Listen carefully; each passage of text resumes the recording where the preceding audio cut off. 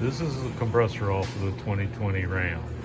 The customer thought he had intermittent working air conditioning, but basically what he had was a compressor that locked, broke loose, absolutely annihilated itself, filled the condenser completely full of debris.